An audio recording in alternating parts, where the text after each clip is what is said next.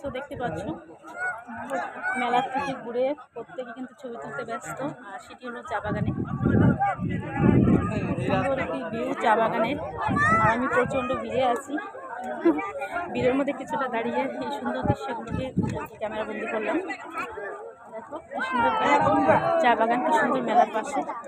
আর মেলা দেখতে পাচ্ছ দূরে যে নাগরদোলা দেখা যাচ্ছে, ওই যে দূরে মন্দির।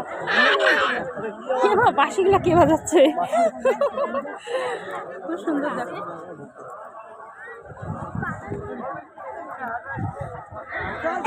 খুব সুন্দর ভিউ। ঠেলাঠেলি এটাকে বলে মেলা। আমার পেছনে অনেক মানুষ দেখতে পাচ্ছি।